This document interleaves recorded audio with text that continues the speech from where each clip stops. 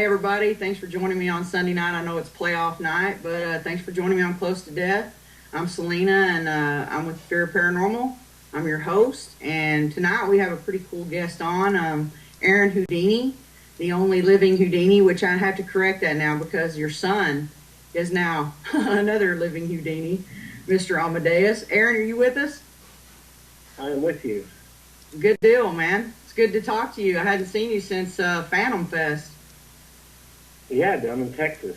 It's been a couple months already. A lot of things changed since then. Yep. Yeah, I know. As y'all all possibly know, Aron is a escape artist and a paranormal enthusiast, and I met him at Phantom Fest in San Antonio in October finally, and I missed your escape in front of the Alamo. So I went and watched a video of you today, and I'm like, holy crap, what is he doing to his shoulders? What is it that you do to get out straitjackets, man? Probably what you saw was me dislocating my shoulder, and I'm not double jointed, so I have to actually knock it out of place. I usually use a wall or a corner post or something. And then I just I beat it against the wall until I dislocate my shoulder. Oh, God. They didn't know what to think of that at the Alamo. I'm sure not. They're probably like, what is he doing? Because I don't know that I would have been okay with that. I'd been like, dude. They thought these people from Kentucky are crazy. Yeah, exactly. What are those mountains doing to those folks? Or what the hell are they smoking up in those mountains, man? Yeah. Selena, just so you know, I've actually been like holding the microphone. You remember a Little Green Men? And yeah. Imagine popping your knuckle times about 10,000, and that's what it sounds like. Oh my God, man! Oh my God! All I know is that when I was watching it, I was hurting for you, and I could see that the pain was on your face, and I'm like, is he gonna pass out? I haven't actually ever passed out. I've come close. I've gotten really like sick to my stomach. I've had other people pass out, but I haven't passed out. Well, I do remember several times. I remember after Phantom Fest, Brad and them had you hooked up with the Palace Theater there in Seguin, Texas, and Jesus, are you absolutely out of your mind? That's all I want to ask you. That is a scary snake. I haven't been nervous in a long time, and that was the hardest, most difficult thing I prepared for and put my body through. Before all that, we didn't know it at the time. I didn't know it until I got back home. I was gone for about 4 months or 4 weeks there, solid, didn't see anybody from home. And then when I got back home, people were like, "I saw your thing on TV with the snake in Texas," and I thought, "How did you see it?" All the local San Antonio stations all covered it, but I was wondering how people back in Kentucky, and then I got a Facebook email from some guy in Canada, people in New York, people in Chicago, and I was like, "Where is all this coming from?" The San Antonio Fox network, when they picked that up, the main Fox out of New York, they picked it up, and the early morning show, Fox and Friends, they did an interview, and it looked like if they were interviewing me, but it was actually the people in Texas interviewing me. And then they broadcast it all over the world. I mean, it went all over the world, the thing we did there. And for the people that don't know, I was, in a straitjacket, locked in a box with the most poisonous snake in the world. And preparing for that, I wrote that as a kid. And then I tried to get numerous magicians with, a lot of money and a lot of resources to perform that. And they always told me it was just too dangerous, that, it couldn't be done. And so it fell before me, the opportunity to perform it. San Antonio Snake Farm, they offered to use the inland taipan And I just, I didn't know what to think as we were preparing for it. And I started taking beta blockers to slow my heart rate in case it did bite me. The venom wouldn't travel as fast. I was taking small doses of anti-venom. And I got really, really sick.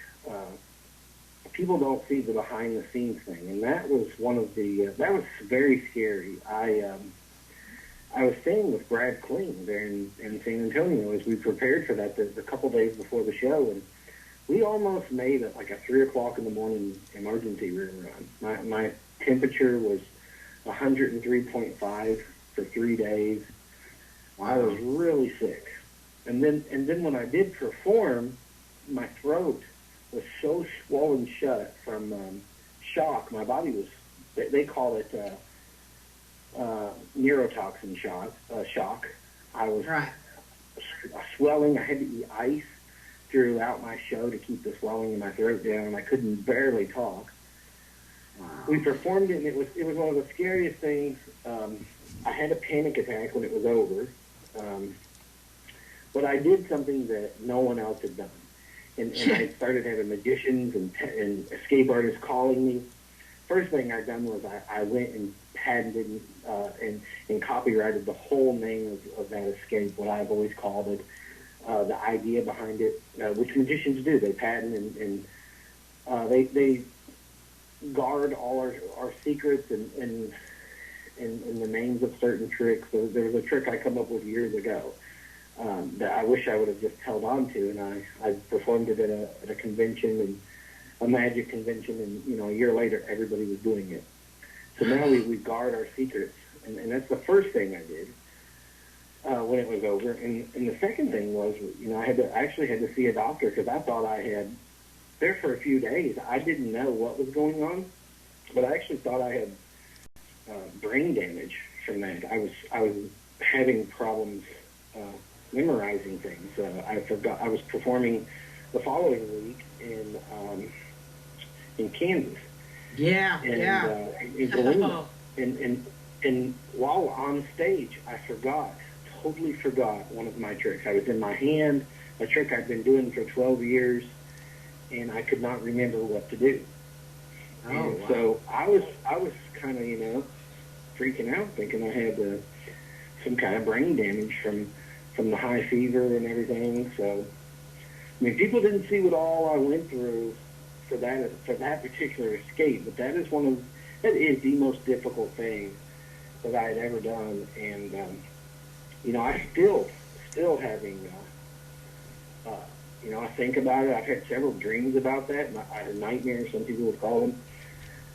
That is just something you don't get to perform very often.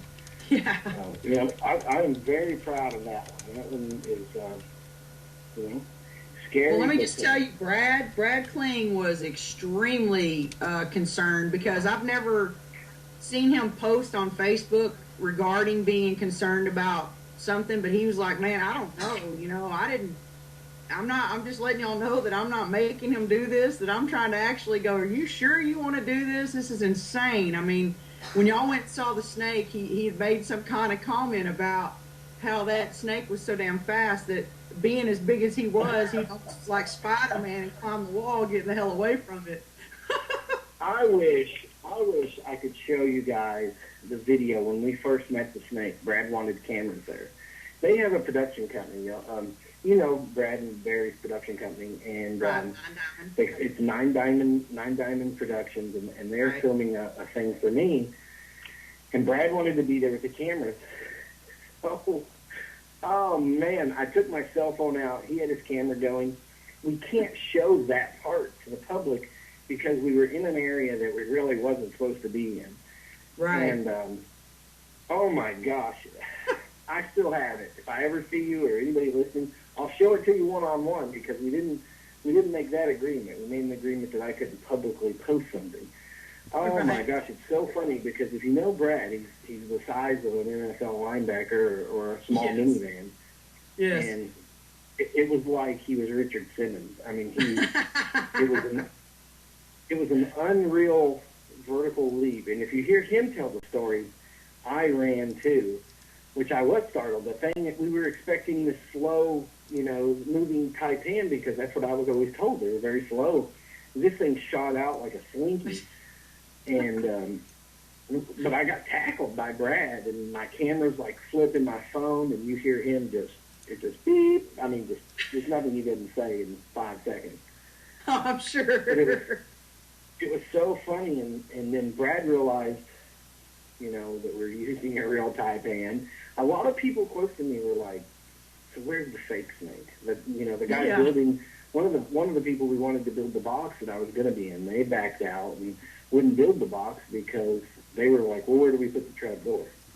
There was no trap door, so they refused to build it. So that's why Brad buried it, right? Yeah, Barry built it in his garage the day before the show. I mean, we couldn't. The behind the scenes of that escape, all the things that we went through, and even the Queens, they were responsible for me being there. So the Queens and the theater owner, you'd have to meet him. He's a great guy. I think I have. God bless him. Little guy. Huh? Is he kind of a little older guy? Yeah. Yeah, I met him. He wasn't he's as old school as it gets, and the show must go on, so he wasn't going to pull out on me.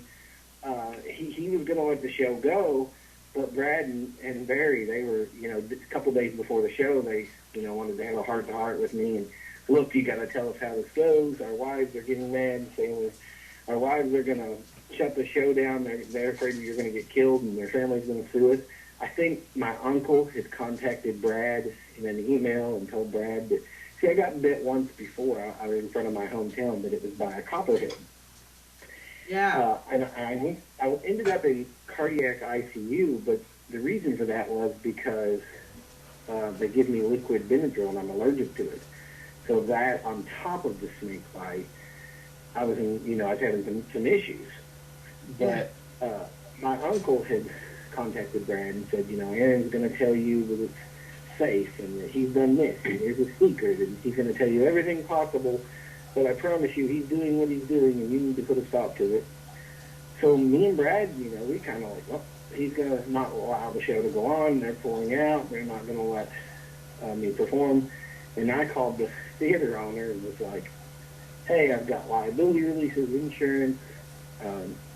I'm going to perform regardless. Are you going to let this go? And he's like, yeah, we're in, man. It's going to be great. So we're gonna pray you don't die, but yeah. In the word of the great Lloyd Christmas, don't you go dying on me. Yeah, no doubt. If I had it to do all over, I would do it again. But there's probably some things I would have changed. It wasn't the safest thing I ever done, but it definitely was the scariest, and it got my adrenaline pumping. Oh, I'm sure. I mean, sure. I'm totally sure about that, because anytime I even hear a snake is close to me, my adrenaline pumps so bad I almost freeze in place. So I can't imagine being locked in a box with that snake that I saw, because they showed a little portion of it on the news and the snake guy at Snake World or whatever in San Antonio, and they kind of showed, he goes, I think the guy's crazy. Oh my gosh. I know.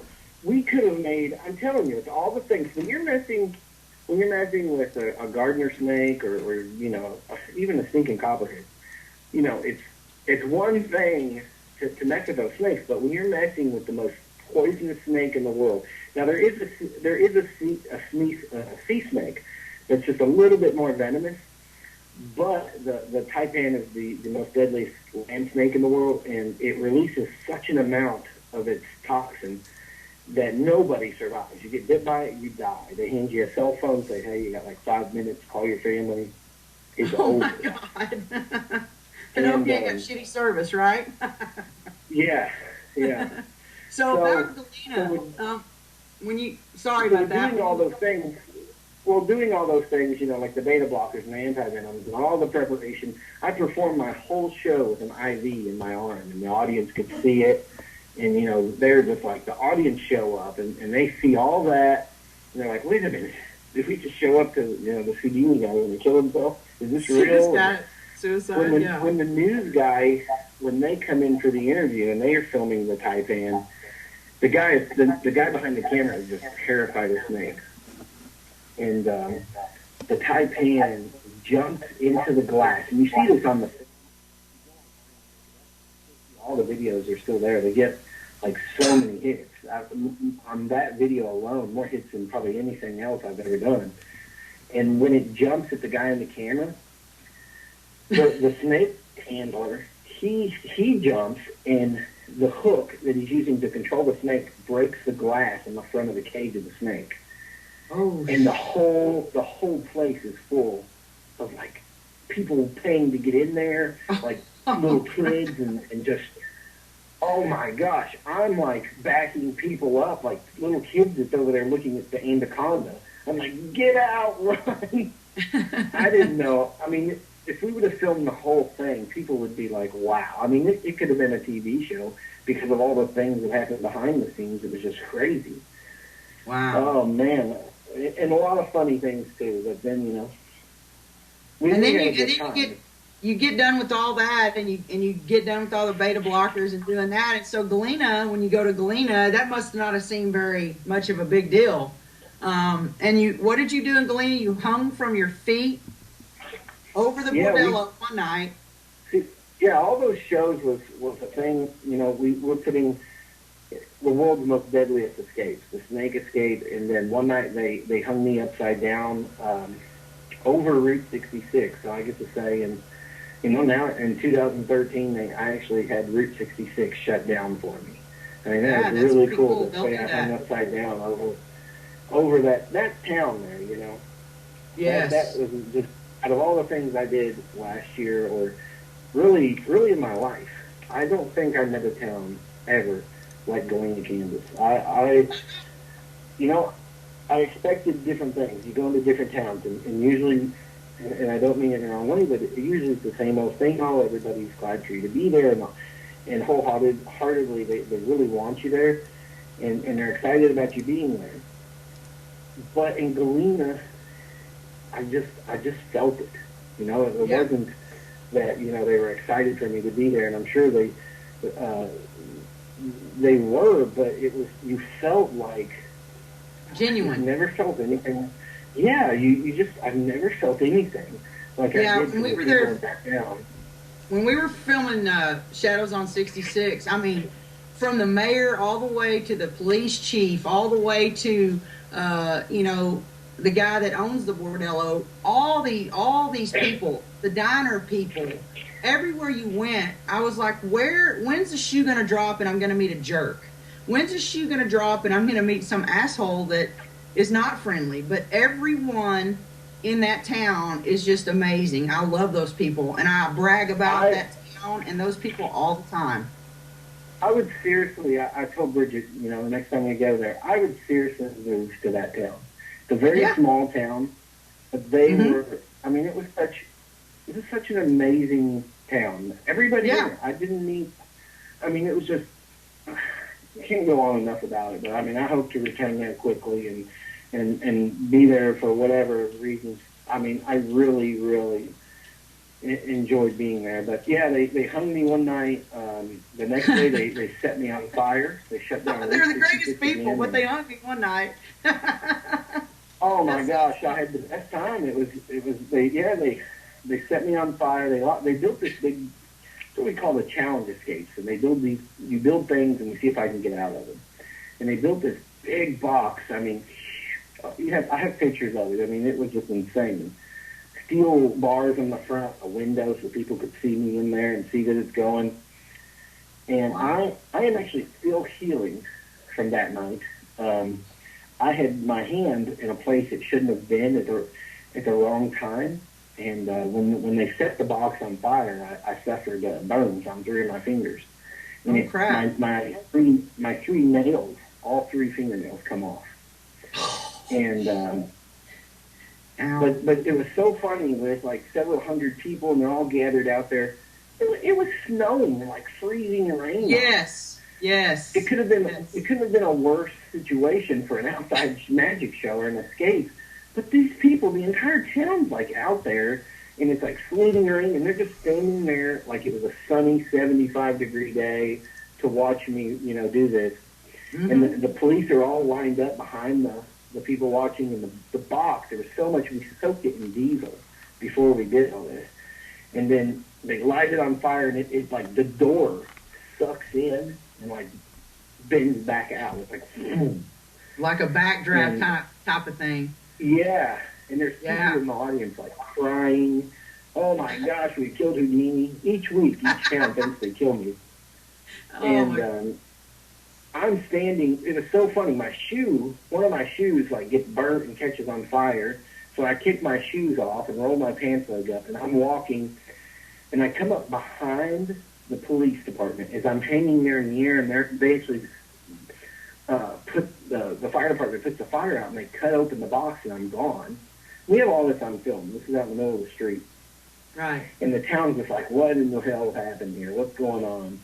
And I'm standing with the police department, barefoot in freezing rain, for like 5 minutes, and they don't even know it. and I got like a hat on and a hoodie over my head, you know. So, and then I'm like, well, do you guys think he got out? And, well, I don't, you know. They're all like freaking out. And then they realize that it's me with them, and the police just, you know, one of the police officers was, he could have won an award. I wish I had had like a cam on me, some kind of camera that's for him. His reaction was just unreal. But I come out of the crowd. It was so awesome. It was just, but Galena, and then we had a show in the auditorium, and it was full. We really had, it was just a great gig. And Galena's always fun. We stopped by. We were going to stay and see you, but we thought it was possibly going to not happen because the wind and the rain was so crazy that night. I'm like, I don't know how the hell they're going to hang him over the bordello or over the street if it's like this. This is nuts. And I was actually wondering that too, because we had crazy amounts of wind. It was so cold. The fire exploded because we had so much wind, and it was good times. You know, you know, you have what you're supposed to do when you perform in each one of these towns, and each town thinks they kill you, and you get to go to the next one. And the next town after that was this town up in Wisconsin, Northwood, Wisconsin, and it was 11 degrees there. And I hung upside down over their town, and my legs, if you ever see me do the upside down street jacket, I do it just like Houdini. So I just use rope around my legs, and that's it. No safety, no nothing. It's just rope tied to my bare ankles. So I had real bad rope burns from Galena, swinging in the wind and ice, and then I go to the Northwood, and I had never done it week after week. So when I'm hanging upside down in the Northwoods, my legs are like bleeding from the week prior, and you see like me hanging in the video and like blood running up my legs because I'm upside down. And that town's like, oh my God, we killed Houdini. Look at him. And the rope has like ice on it, and it's snowing. I mean, it was 11 degrees, and I'm barefoot hanging. It was crazy. And my hands, like 3 of my fingers are like burnt, and it was just like, what is wrong with this guy? Yeah, he is like a glutton for punishment. We got a question in the chat room, and they're asking, what's your favorite? Is it sleight of hand type tricks, or is it your escapes? My escapes, yeah.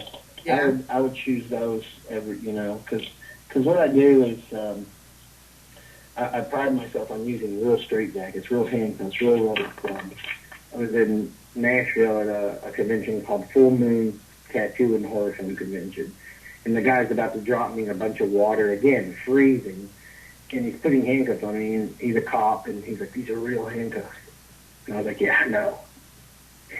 So people think, well, it's going to be a trick. When I say the word escape, I mean escape, and I'm very proud to use, a real straitjacket and all these things that other people don't use, because that's kind of the magic for me. It's as real as it gets. I don't have any supernatural powers, all the magic tricks and sleight of hand. There's always tricks back there.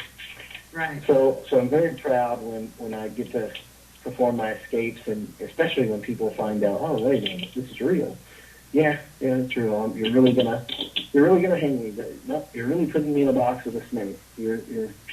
I love performing in that States. I usually suffer in the wintertime, like right now. This is my what I call my healing time. I'm off. I'm healing. I have surgeries, and they sew me back together and weld me and put pieces in places they probably shouldn't be. And so, really, the last 10 years of the wintertime is time for surgeries and preparedness for the following year. Staying warm and hibernated till it all gets well. I was looking, you said to look on the internet for, information about you. So I'm looking through the internet a while ago, and I found this article, and I thought I was going to die. This stupid lady, I cracked the hell up. Okay, you posted on Facebook, the headlines read, Aron Houdini searches for strippers and cocaine in Vegas. And I went, oh my God. And I said, let me read this shit. So I started reading it, and when I'm reading it, I'm like, you dumbass person. That is a quote from the movie Hangover. Seriously, come on. Yeah. And I'm like, just because he didn't put, from the movie Hangover, from Jake Galifianakis, or however you say his name, I died laughing. Yeah. She made this whole article of bashing you and saying that you were stupid for saying that. Yeah, that's actually a guy that wrote that. He's one of my trolls. Yeah, I figured that out. Stuff. I try to keep it real. When you do you focus on all this negative thing about people lying about ghosts or people faking things, and you get a lot of negative things around you. And that story there is one of the funniest stories. The guy, what he's trying to do is just get people not to believe a word I say. Right. And in the process of that, just to discredit me so nobody believes anything I say. And in the process of that, I wrote one day, the whole line where Zach Galifianakis is on the roof in Vegas, and it's in quotation marks. It's still on my Facebook page if you go all the way back to the reading. Yeah. But instead of him just letting me have fun and hang out with one of my favorite movies, he writes, Aron Houdini loses his mind and is in Las Vegas looking for strippers and cocaine, and I know it's really funny. Sad and funny. The whole way through. the funniest parts of that. Oh my gosh, my hometown is a little bitty town, about the size of Galena. Now it's a little larger than Galena, but a little town. And I'm in Kmart, and this guy comes up, and he's like, oh, I read the funny... This is just like a month ago. We had Christmas shopping, and he's like, I read the funniest story on you online. I was like, oh, yeah? And he goes, I was showing my girlfriend stuff, and we found that article. And he's telling me that it's an article about finding strippers in Las Vegas and stuff. And he's like, oh, my God, you don't even know this guy. He's so not the stripper type. No. And I'm like, well, thanks. That's funny. I don't know what that means, but thank you. And and then he's not the only one. Over the years, one of my dad's friends asked me about it over this past year. The guy that wrote that, but that's one of the funny ones. Oh my God! I was just like, "Are you freaking serious? It's even in quotation marks, dummy." I mean, and there's people under it. It's like when he wrote his article, people wrote, I think he's talking about the movie Hangover. And the guy responded, maybe not. Oh, God. And I was like, yeah, maybe not. I was actually in Las Vegas looking for strippers and cocaine. Yeah, and not that you weren't a cocaine type guy, but you're not a stripper type guy. I think I would rather him say, I don't see him as a cocaine type guy at all. Yeah, I'm the cocaine. Dying. We all have our vices. Mine's cocaine and strippers. Yeah. And being the lone wolf. Yeah. I even talk about the wolf pack. That's so funny. I know. And then when you met, it's verbatim what he says, and I'm like, oh my God, you idiot, man. That just tells you how stupid people can really be sometimes with jumping to conclusions. My wolf pack grew by plenty. Yeah. So, we have another question that says, how much fun did you have at the Little Green Men? I had fun there. That was another one of those little towns. And the funnest part about Little Green Men was that's a true story. And I didn't really have a clue. I thought that it was just a festival, and it's actually a true story. That was in Western Kentucky, and the Little Green Men Festival is around the story of the Little Green Men days, and this was years and years ago, like 40, 50 years ago. One night there's reports of lights and shooting, and the police show up, and there's actual shooting, and they report they're shooting and firing at these little green men, and they're shooting back. And the newspaper does like a whole report on it, and the news stations are all covering it. And I don't really know much beyond that point, other than that really happened. So Wow. I was blown away. I was like, what? You know, it's really, what? That's So, kind of hard to yeah, debunk. that was a fun one. That's a hard Yeah. one to debunk. I know. You almost have to be there for it, and almost don't want to be there for it. Yeah, it's kind of Yeah. a double-edged sword there. Yeah. So, what tricks do you have up your sleeve for 2014? Oh, I am working on a couple new things. One thing in particular is I'm going to return to San Antonio area. If not at least one time, several times. For sure one time back in I think early October, late September. Yeah, For Fan Fan Fest. Fest. We're going to do another Yeah, Fan cool. Fest, and I'm going to bring a Guinness World Record with me and try a Guinness World Record there in Awesome. San Antonio. So, a couple of things. I'm working on a couple of Guinness World Records, probably be another week or two. It's not a. I hate when I see people on Facebook. I've got a big announcement, and I'll be announcing about it later. Yeah. It's not that kind of an announcement, but I do have some news that I'm going to post soon. Kind of on a different scale, but it just needs to be out there. So I'm working on different things. I'll still be around, still doing magic, still doing paranormal. It isn't like me to quit what I've worked my whole life on. But lots of different news. Some of it's shocking. Some of it's going to be like, oh, cool. And then I just hope that everyone stays everyone. Everyone's themselves and nobody changes. It's more personal news. Okay. But Now, you did get engaged, didn't you? yeah, engaged. Yeah. We're looking Wow. at we're looking at June 22nd, which is the same day that Harry and Beth got married. Oh, okay. And so we're looking at that. Nothing for sure yet, but just lots of different things going on. And then, of course, the monster man himself, Amadeus, he's growing like a weed and Yes. is demented as always. And he's been around us paranormal and the horror convention so long. I have it's kind of weird. I have a real nice mask I had bought. It's Dr. Satan from the House of a Thousand Corpses. Uh-huh. And Amadeus packs that thing around and he talks to it and calls it Bobo. It's really weird. We have some pictures and videos, and I take like 15-second videos, and I've been thinking about putting them on Facebook, being like, what do y'all think about this?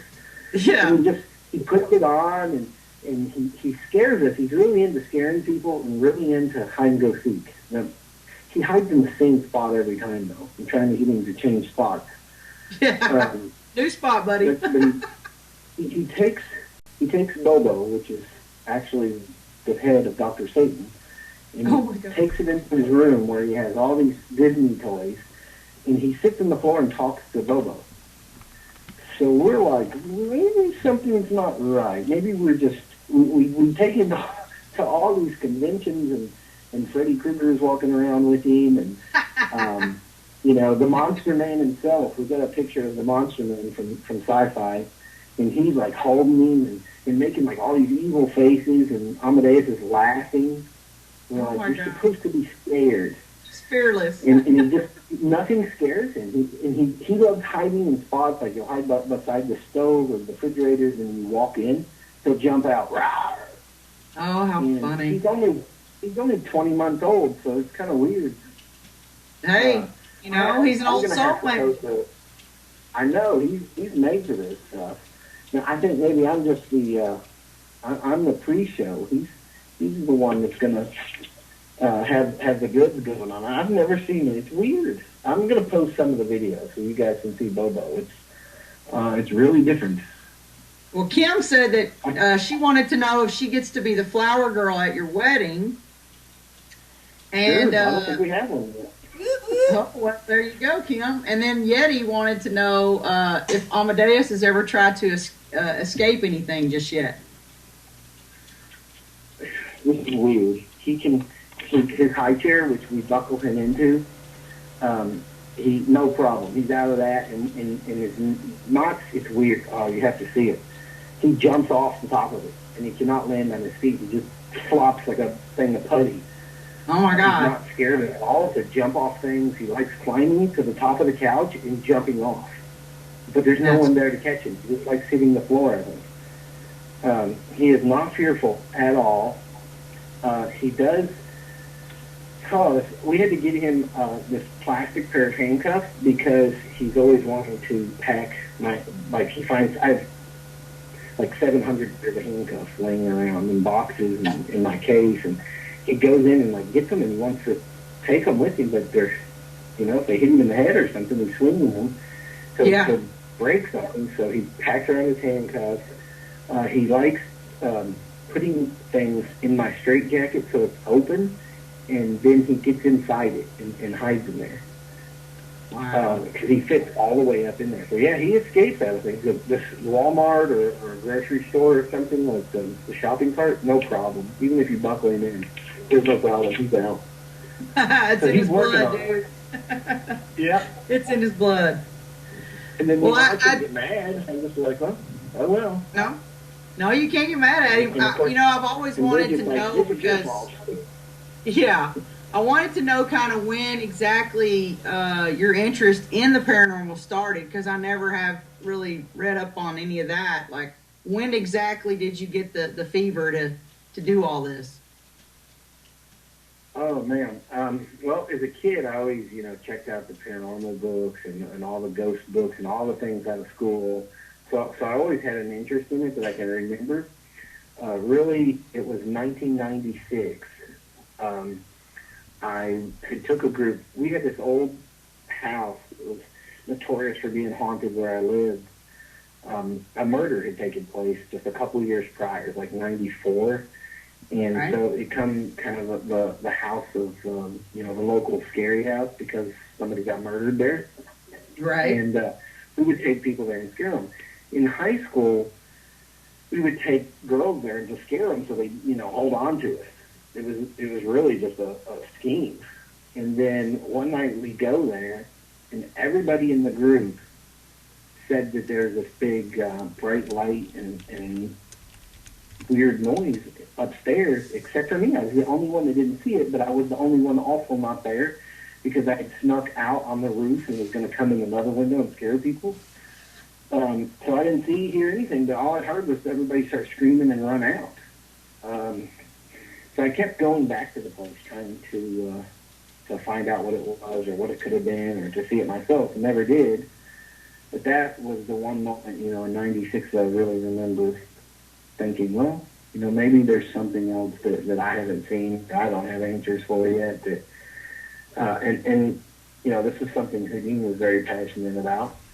And I, like him, I've never seen anything I can't explain. I want to see something, I really do.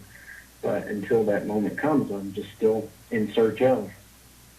So earlier, well, not earlier, not too long ago in this year, did you not debunk something that was pretty big time? Yeah, the Paulding Light. Yeah, that one was another little small town. we're still doing a report. I'm working with several people on this. We thought we had a definitive closure, and something else happened that I'm questioning at the very end. So we're still working on a couple of things. That was about 2 months ago. We're about 2 months out of our last day there. Right. But the Paulding Light is the story was there's actually two or three of the stories. But there's a guy on the train tracks, and his son had gotten run over by the train, so he walks the train tracks warning people of the oncoming train. That's kind of the story. And then another one was there was a conductor or a railman, and he was drunk and fell on the train, and the train ran over him. So I started there. I started with the story, and I worked with. This was in northern, the UP, the Upper Peninsula of Michigan. It was in a town called Paulding, Michigan. You're like right at Lake Superior. Okay. Freezing cold place. I started with the story, and I talked to the Wisconsin Railroad Commission, started interviews there, and basically started drawing my own questions because there never was a train track anywhere even close to this place. So I thought, well, the story is definitely incorrect. I saw the light myself, and it's very odd when you see it. Even when you figure out what it is, you're just like, oh, well, that's weird. That is weird. Ben Hanson's show, Fact or Fake, had went there, and they tried to debunk it. And I know for a fact that Ben and them are very sincere in what they do, and they actually try to debunk these things. It's very few times that they go in a place and they come out unsolved. Most of the time they give you a logical answer of what's going on. The Paulding Light was one of those places that Ben and them left. They filmed in 2010, I think, and they said it was unsolved. They couldn't come up with an answer of what was going on. This was right after Galena. I'd been there a year ago, and then this last year after Galena, I walked a 7-mile hike in freaking, oh my gosh, in mud and snow and ice. I have video and pictures of me hiking this off a cliff and climbing. It was just miserable. But I make the whole 7-mile track with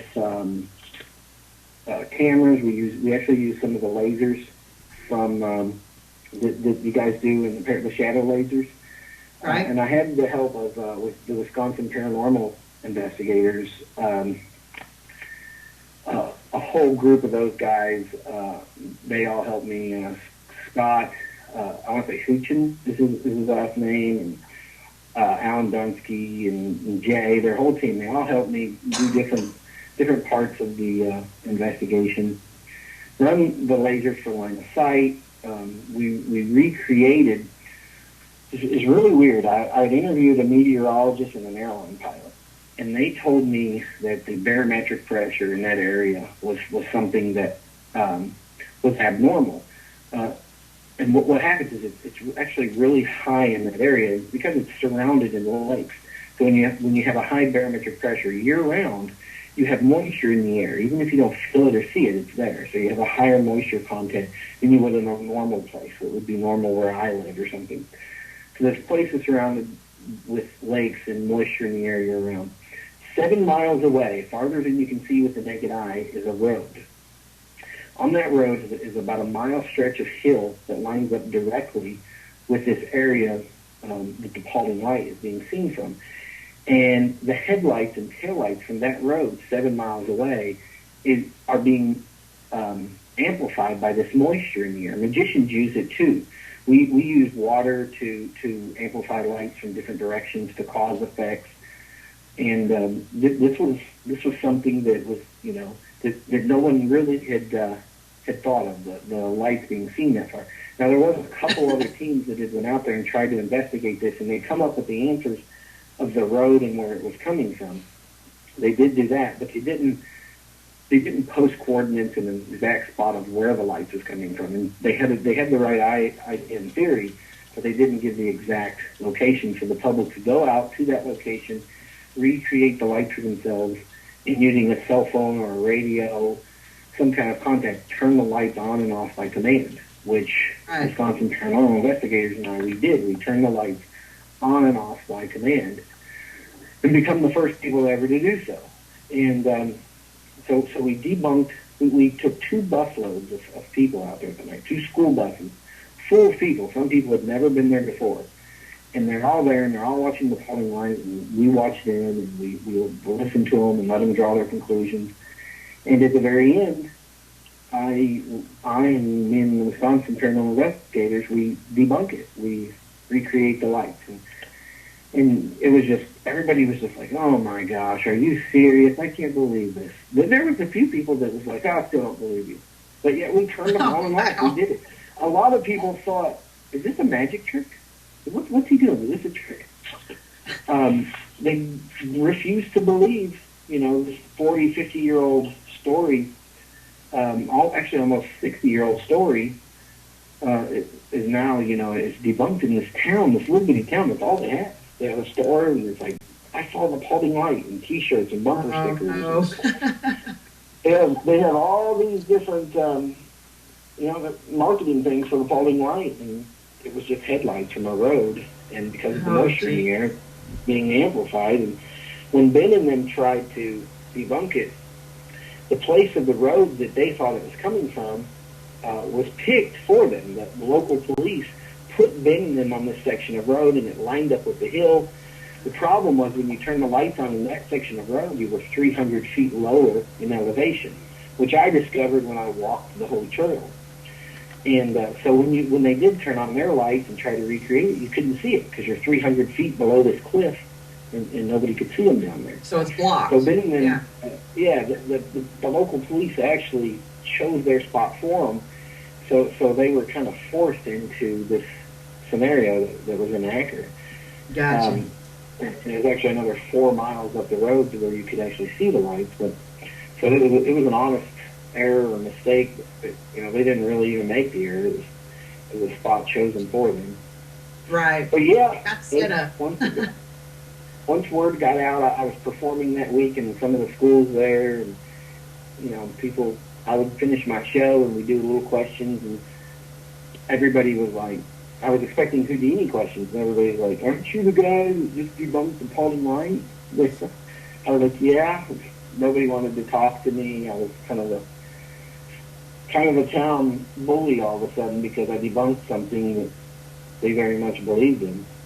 Well, I mean, that's what we're supposed to do as paranormal investigators. Yeah. We're supposed to try and debunk. Yeah, and that's the part of it that really kind of sucks. I didn't see this part of it coming a year or 2 years ago when I really started the hardcore debunking. I didn't see all the negative things that I knew there'd be people that would want to protect their story or the what's going on that causes the paranormal activity, but I knew there'd be the people that want to protect that. But I didn't expect it to. All the innocent people, which is way greater than I or them, all the innocent people that town, they're like, yeah, that gets hurt, or that don't, that you just don't see, the aftermath of this thing. And it is 2 different ways of looking at it. Taking money off of something that that really isn't true. right. But at the same time, I mean, people are people, and they want to be entertained, and it is a source of entertainment, even though it is headlights. And I don't know how much harm that one. How harmful is it? I don't know. My heart's in different places on that one. It's rough. It's a mixed bag. That's probably some of my announcements that's coming this year about things like that. We didn't see those kinds of things when I got into that, and it sucks that people that, if there's some jerk out there purposely faking things, and he's drawing these paranormal teams in, and he's got, people inside the walls, and they're creating all this, and, bust those people and put them out of business. But there are little things that you don't really see that are negative, and if you focus too much on the negative, that's another thing I learned in 2013. I've met so many, I talk about all the psychics that I've debunked and set up, and they fell for it, and they're not really psychic. But I haven't really talked about the people that I have set up and I haven't caught. There's so many people that I've been around and psychics that are my friends. And I'm like, well, I want to know. I want to know if they have these abilities. And if they do, where are they coming from? How do they do it? So many people I've set up that I haven't debunked, that I don't know what they do. And instead of focusing on that, I think everybody focused on, and myself included, on the negative parts. And too much negativity, it makes you yourself negative and Yes. dark. And even though you don't mean to, one day you just look back and you're like, wow, I've been around all this hate, whether one way or the other. There's so much hate. And there's only so much of that I think any human can endure. And, Exactly. so we're going to change things. We're going to change things up a bit. Yep. And That's and what my try to do it. 2014 is taking out the trash. All the negativity, all the negative people, all the people who are ugly to other people. I'm done. I don't want those around me. So 2014 is going to be. I don't even. If you look back into 2011, 2010, 2012, even early 2013, on my Facebook, even all the tours and all the places, the thousands and thousands of towns I've been to and shows, we post on Facebook. We use social media a lot. We post all these things. I'm doing this. Come see us. We're doing this. We're posting pictures and videos.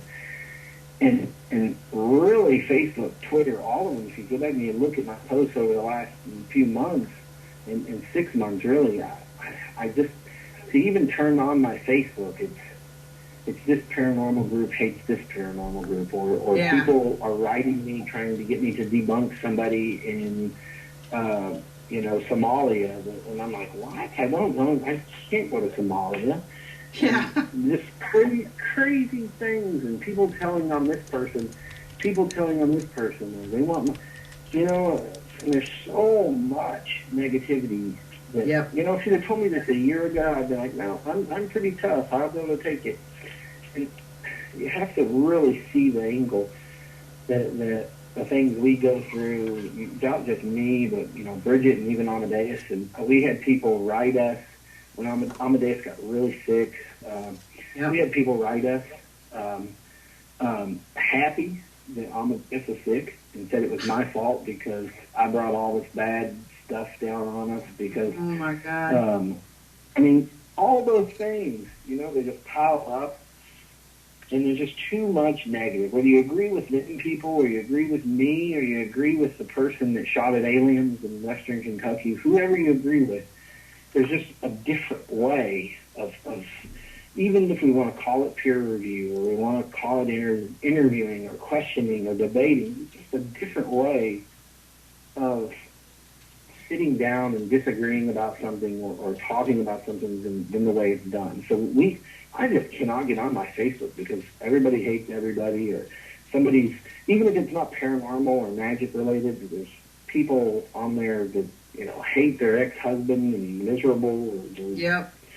it's just negative, and there's only so much of that you can take, and you find yourself amongst all this black whole abyss of negativity. Right.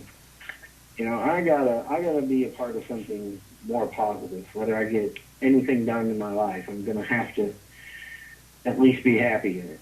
And Exactly. being around so much sadness is more than I want to be a part of. Well, no more of that, but 2014 is going to be really good, and I want to thank you so much for being on my show tonight, and congrats again on the engagement, and I will have everyone go to your, I know you're not going to be on Facebook, so when you get your website back up, let me know, and we will get there. Yeah, when I'm on Facebook, I see the stuff. I just don't post a lot because, I answer the emails. I do post here and there, but I just don't, I'm not on there daily like we used to be. Right. Not until I get all the negativity away. Exactly. Well, I want you to have a good week. People to get a hold of me. I want you to have a Yes, good and thank you all for having me. Thanks a lot, man, and I appreciate it, and I'll talk to you soon. Thank you all. Be good. Thanks, Aaron. Have a good one. All right, that was Aron Houdini, and man, his tricks are crazy. His escapes are insane. You got to check him out in 2014. I'll let you know when he gets his website back up so we can get his events posted.